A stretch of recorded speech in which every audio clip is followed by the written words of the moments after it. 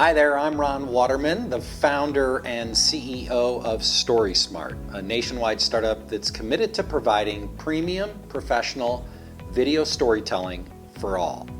So today I want to talk about the distinction between video production and video storytelling. It seems like it would be an easy distinction to make, right? The difference between a story and a video, or a video story and just a video. But I've come to learn and appreciate, as I run a startup and do a lot of selling and talking to potential customers, that few people really understand the distinctions between video production and storytelling. And so today I want to talk about that. And it's like I've heard that saying that that some of us see snow and we may see a couple of types of snow, and Eskimos can see a lot of variations. I think that's probably true in this space as well.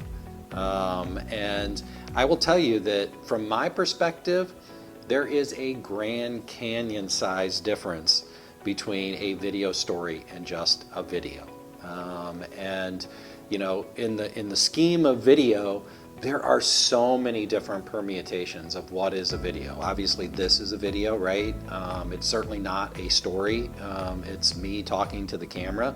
And in the space of video, you've got DIY and you've got professional production, right? Like a Zoom, your Zoom call or your FaceTime call, well, that's video, right? Your Ring doorbell, that's video, right? The security footage at the convenience store, well, that's video, right? That Netflix show that you're watching and streaming, that's video, right? The TV, if you get over-the-air broadcast television, that's video, right? So, and I won't get into the distinction between what's film versus video, because that's really not the purpose of today. It's really the distinction between storytelling and not storytelling. Maybe that's the better way to frame this. And that's really what I want to talk about. The practical reality is there are, and I'm going to put aside all the DIY stuff, right? Like there are so many different DIY things that you can do, whether it's a TikTok video or an Instagram video, or like the silly stuff my son and I like to do, create our own little movies, right?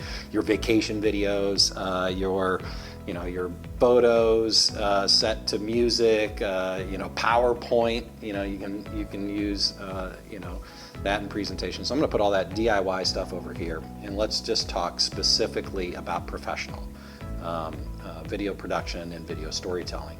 Because that's really sort of what I see is the gap in the market, is that there are tons of video production companies out there that will help you produce a video.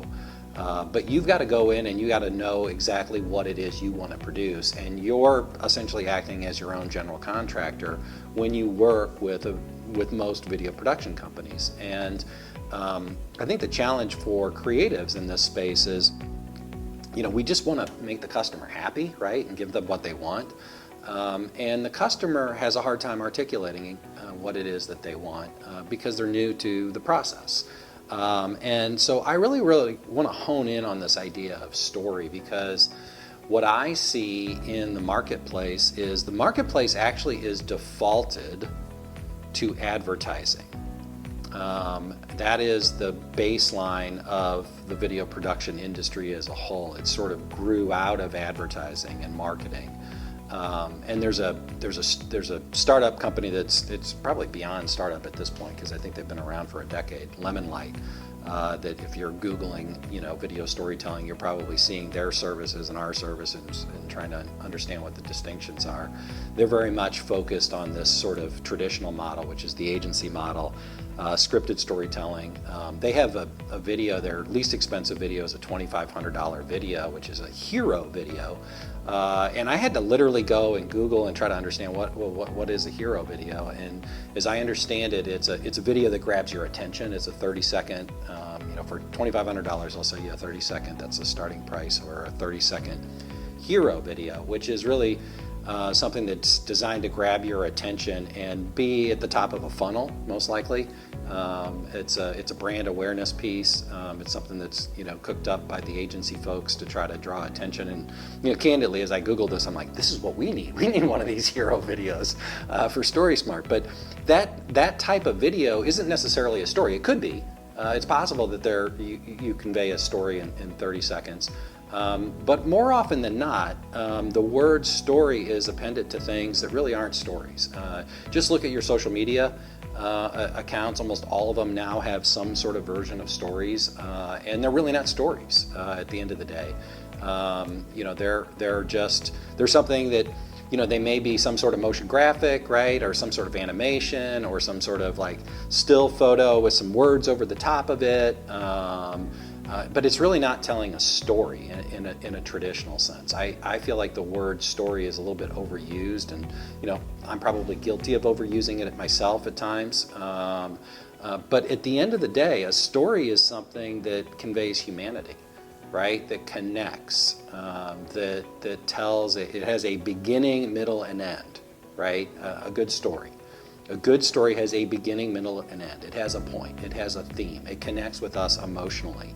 Good storytelling makes us feel something or think something, right? It makes us laugh. It makes us cry. We connect to it. That's how our brains work. It's in our DNA. And when you're out in the marketplace and you're looking for video, be very intentional about what it is you're looking for. If you're looking for something that is going to drive sales, maybe it is that hero piece. Maybe it's a motion graphic, right? It's just words on a screen. Could be something as simple as that, right? But that is very different than telling a story. Telling a story means you have characters in the story, right? You have somebody. The best stories are about people. Now that I say that, I'm thinking, well, I loved Lassie as a kid. It could be about a dog, right, or Benji. But at the end of the day, it's really about how, even in those, it's really about the humanity of those stories, right? The connection between the dog and the person, right? And I'm going to wrap up with just one example, which I talk about in the written blog post. And that is a little bit about my son, Charlie.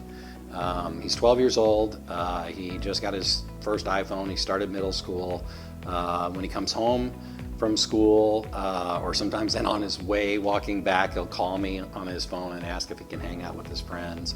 And a lot of times he just jumps right in, and I'm like, how about hello? Hi, Dad, how was your day? I'll ask him, how was your day? And he'll say it was fine. And he won't elaborate, right? And, I know he's just trying to, kind of appease Dad and then kind of move on with the rest of his day. But I use that as an example of, that short, hey, my day was fine. That's what some of these short social media posts really are, right? It's just a quick little message. That's not a story. If I really want to get a story out of him, I've got to ask questions about his day. Sometimes I'll find this, like talking to my wife, she'll tell me something about Charlie's day, and I'm like, oh, well, obviously she did a better job interviewing him or getting him to open up and tell his story about his day. And that's the distinction I want to sort of leave you with, right? Like if you post a photograph, like if I post a photo, let's say Charlie went fishing, okay, and Charlie catches a fish, and I take a photo of him standing with his fishing pole and the fish, and I just caption it real quick and post it on Instagram or Facebook or whatever, or on LinkedIn. I'm gonna get some thumbs up and some likes, and people are gonna, in their own mind's eye, kind of picture what had happened, right? Their imagination may draw a little bit of a story in their head, but that post isn't a story. I'm just gonna tell you, that's not a story. A story is me shooting a video of him catching the fish, saying, oh my God, Dad, look at this. It's me interviewing him, right? It's something like that. It's the traditional, somebody giving you the Whopper's tale of like how the fish gets bigger and bigger every time they tell the story. That's a story, okay? So at the end of the day, storytelling is about telling. It's about telling. It's about connecting. It's about humanity. It's about bringing that. It has a beginning, middle, and end. Okay, I hope that was helpful. If you want to learn more, read the blog post. I've made it a point with these videos that the video is different than the written post to make sure that those of you who actually spend the time to read the post and watch the video get more out of it, and hopefully you got value out of it. And if you have questions, as always, feel free to reach out to me. I'm always available. It's free to talk. If we can help you with video storytelling, certainly let me know that. And until next time, stay story smart.